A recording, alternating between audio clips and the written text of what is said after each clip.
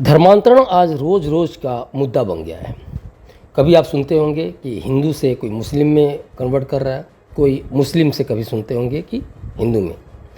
लेकिन एक बड़ी परेशानी क्या है कि इसमें वास्तविकता का पता नहीं चलता कि कन्वर्ट उसने खुद किया या करवाया गया।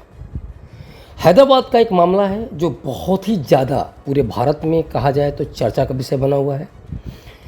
हैदराबाद का एक कैलवारी चर्च है, उससे लेकर एक वीडियो सोशल मीडिया पर शेयर किया जा रहा है। वीडियो ने काफ़ी हलचल भी मचा दी है और इस वीडियो में चर्च के पादरी सतीश कुमार ने दावा किया है कि उन्होंने अब तक, ध्यान दीजिएगा, उन्होंने अब तक 3.5 लाख हिंदुओं को ईसाई धर्म में परिवर्तित कर लिया है और हर महीने लगभग 3000 हिंदुओं का वे धर्मांतरण करवा रहे हैं या उनकी तरफ से धर्मांतरण जारी है।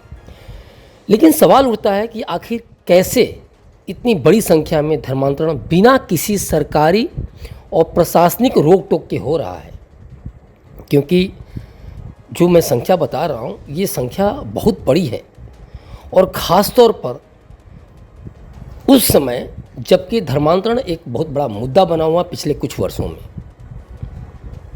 तो इस मामले को लेकर हम आगे बढ़ते हैं और इस पूरे मामले में एक राहत की बात ये है, और वो भी कुछ ही समय के लिए राहत है, क्योंकि यहाँ सब कुछ न्यूज़ में आने के बाद ही एक्शन में आता है और उससे पहले शासन प्रशासन आंखें मूंद कर बैठे होते हैं। और फौरी राहत की बात यह है कि इस चर्च का परिसर काकीनाडा के जिला प्रशासन द्वारा सील किया जा चुका है। यही मैं फौरी राहत की बात कर रहा हूँ। खासतौर पे जिस धर्म को लेकर ये आरोप लग रहा है कि हमारे धर्म को लोग खींच रहे हैं, धर्मांतरित करवा रहे हैं, धर्मांतरण करवा रहे हैं, उनके लिए। क्योंकि कहीं ना कहीं धर्म एक ऐसा मुद्दा है जो कि लोग कॉम्प्रोमाइज़ नहीं करना चाहते और लोग एक बार डर जाता है कि आखिर हमारे धर्म के लोगों का क्या होगा, हम अल्पसंख्यक बन के रह जाएंगे। कई सवाल हैं, लेकिन मुख्य चर्च को लेकर 10 अन्य शाखाएं अब भी सक्रिय हैं धर्मांतरण को लेकर। आखिर क्यों इन शाखाओं पर निगरानी नहीं रखी जा रही और कैसे एक टीवी चैनल के द्वारा न्यूज़ सामने आने के बाद ही प्रशासन हरकत में आता है, जबकि इस तरह की घटनाओं का ट्रैक रखना पुलिस और इंटेलिजेंस एजेंसियों का काम है। ये मुद्दा न केवल संवेदनशील है बल्कि सवाल उठाता है कि क्या सरकार और प्रशासन केवल मीडिया में खबर आने के बाद ही धर्मांतरण के इस खेल पर संज्ञान लेते हैं या संज्ञान लेंगे। यह चिंताजनक है।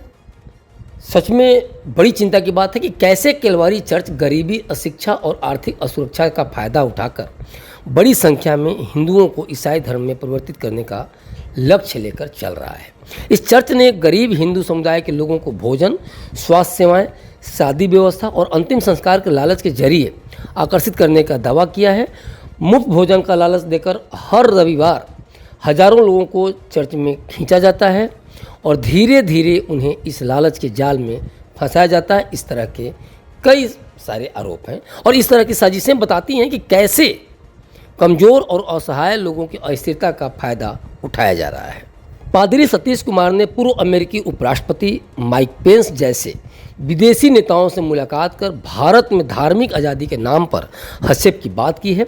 यह स्पष्ट है कि चर्च भारतीय मामलों में विदेशी ताकतों को दखल देने का अवसर प्रदान कर रहा है। अमेरिका के कई धार्मिक संगठन भारत में धर्मांतरण के नाम पर लगातार पैसा भेजते आ रहे हैं, जिनका मकसद ईसाई धर्म का विस्तार करना है। यह न केवल राष्ट्रीय सुरक्षा के लिए खतरा है बल्कि सांस्कृतिक अस्मिता पर भी एक गहरा प्रहार है। चर्च परिसर में एंट्री के लिए एक्सेस कार्ड का उपयोग किया जाता है, यह भी आरोप है, ताकि यह पता चल सके कि कौन व्यक्ति धर्म सभा में आया और कौन अनुपस्थित रहा। यह ट्रैकिंग सिस्टम धर्म के नाम पर एक असामान्य और नियंत्रित करने की कोशिश प्रतीत होती है। ऐसा साफ पता भी चल रहा है, जैसा कि जो मैं आपको जानकारी दे रहा हूं। और धार्मिक स्थानों पर ऐसी निगरानी और डेटा संग्रह करना अपने आप में गंभीर चिंताओं को जन्म देता है। क्या यह धर्म के नाम पर एक प्रकार का माइंड कंट्रोल है, जिसके माध्यम से आने वाले लोग यहाँ से मानसिक रूप से बंधे रहें और चर्च की गतिविधियों का हिस्सा बने रहें? कई सारे सवाल हैं जो कि जेहन में, हर किसी के जेहन में जो उस धर्म से संबंधित हैं उठती है और उठना स्वाभाविक भी है। रिपोर्ट्स के अनुसार कैलवरी चर्च को विदेशी संगठनों से वित्तीय सहायता मिलती है। ब्रिटेन स्थित क्रिश्चियन विजन से चर्च को 2020 और 2021 में लाखों पाउंड की आर्थिक मदद मिली। इसके पीछे क्या उद्देश्य हैं, इस पर सरकार को गहराई से जांच करने की आवश्यकता है। ऐसे धर्मांतरण गतिविधियों पर विदेशी फंडिंग का हस्तक्षेप भारतीय समाज को धार्मिक और सांस्कृतिक रूप से कमज़ोर कर सकता है, इसमें कोई दो राय नहीं। FCRA लाइसेंस के बिना विदेशी फंडिंग की प्राप्ति एक सीरियस क्राइम है, लेकिन इस पर कोई ठोस कार्रवाई क्यों नहीं हो रही, ये भी सवालों के घेरे में है और सवाल उठना लाजमी भी है। चर्च अपने धर्मांतरण को नेक कार्यों के रूप में प्रस्तुत करता है, लेकिन यह महत्वपूर्ण है कि हिंदू धर्मस्थलों की सेवाओं की अनदेखी क्यों की जाती है। खैर, सवाल ये है कि चर्च जो भी कर रहा है उसको ये कह रहा है कि भाई मैं बहुत अच्छा काम कर रहा हूँ, लेकिन ये भी एक बड़ा मुद्दा है कि धर्मस्थलों को आखिर इस तरह से अनदेखा क्यों कर दिया जाता है। हिंदू मंदिर सालों से बिना किसी शर्त के जरूरतमंदों को भोजन, स्वास्थ्य सेवाएं और अन्य सहायता प्रदान करते आ रहे हैं, लेकिन इसकी कभी कोई चर्चा नहीं होती। इस तरह के भी सवाल समय समय पर सोशल मीडिया या अन्य प्लेटफॉर्म पर उठते रहे हैं। कैलवारी चर्च की तरफ प्रचार या लालच देने के बजाय मंदिरों में निःशुल्क भोजन और भंडारा केवल सेवा भाव से दिया जाता है। ये चर्च द्वारा ये भी आरोप लगाया जाना कि हिंदू संगठन ईसाइयों पर हमले करते हैं, सिर्फ हिंदू धर्म के प्रति नफरत पैदा करने की कोशिश भी है। इस तरह की भी चीज़ें लोगों के बीच में आ रही हैं। भारतीय संविधान देखा जाए तो धर्म की स्वतंत्रता की गारंटी देता है, लेकिन यह स्वतंत्रता किसी अन्य व्यक्ति को प्रभावित करने के लिए प्रलोभन, दबाव या धोखाधड़ी का सहारा लेने की इजाज़त नहीं देता। लेकिन नियम कानून के बाद भी धर्मांतरण का खेल तो चल रहा है और बहुत ही धड़ल्ले से चल रहा है, क्योंकि पुलिस प्रशासन और शासन के सहयोग से ये सब हो रहा है। खासकर आंध्र प्रदेश और केरल जैसे राज्यों में देखा जाए तो ये धड़ल्ले से हो रहा है। दूसरी बात कि भावना में बहकर सिर्फ सवाल उठाने से ज़्यादा इस बात पर भी सोचना जरूरी है कि अगर चर्च पर आरोप लगता है कि वो भूखे और गरीब लोगों को भोजन और अन्य लालच देकर धर्म परिवर्तन कराता है, तो यह बात भी ध्यान देने योग्य है कि आखिर एक संप्रभु राष्ट्र में आज़ादी के 77 साल बाद भी भूख और गरीबी क्यों है। क्यों लोग भूखे मरने पे या भूखे पेट सोने पे मजबूर हैं। कोई हिंदू हो या मुस्लिम, क्या एक भूखे के लिए वो धर्म मायने रखता है जिस धर्म में वो पीढ़ियों से रहकर भी भूखा है। जब किसी इंसान के पास पेट भरने का साधन न हो और जीवन की बुनियादी चीज़ें जैसे खाना, घर और इज्जत ना मिले, तो उसका धर्म दूसरी प्राथमिकता बन जाता है, प्रायोरिटी बन जाता है, चाहे वो हिंदू हो या मुस्लिम। पीढ़ियों से भूख और गरीबी में फंसे लोगों के लिए धर्म का सवाल उतना मायने नहीं रखता जितना 2 वक्त की रोटी का सवाल। यही कारण है कि अक्सर गरीब और पिछड़े लोग जिन्हें बुनियादी ज़रूरतें पूरी नहीं हो रही, किसी भी मदद के नाम पर धर्म परिवर्तन की ओर खींचे चले आते हैं।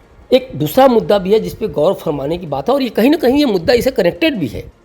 और अगर इस चीज़ को हम समझते हैं तो शायद हमारी तकलीफ कम हो जाए, या फिर हम धर्म परिवर्तन के मुद्दे को जस्टिफाई तो नहीं करेंगे, लेकिन कम से कम ये समझेंगे कि आखिर उसको रोकने के लिए हमें क्या करना होगा।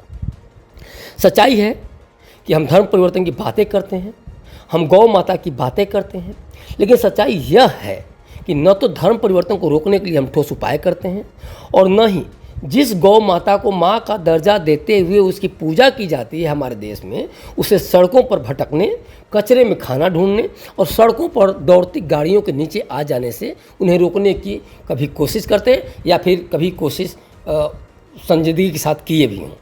गाय का उदाहरण मैं यहाँ इसलिए दे रहा हूँ क्योंकि धर्म हो या गाय, ये दोनों सेंसिटिव मुद्दे हैं। सोचिए ये कितना बड़ा विरोधाभास है हमारे कथनी और करनी में कि हमने गौ माता को आदर देने की बात तो की, पर उसकी देखभाल और सुरक्षा की ठोस व्यवस्था नहीं बनाई। हमें धर्म परिवर्तन पर दुख तो है, लेकिन उनके दुख पर दुख नहीं। गायें जब दूध नहीं देती तो सड़कों पर होती हैं, और हम उन्हीं गौ माता को आवारा पशु कहने लगते हैं। तो धर्म हो या गाय, सिर्फ कोरी भावुकता से समस्या का समाधान नहीं हो सकता।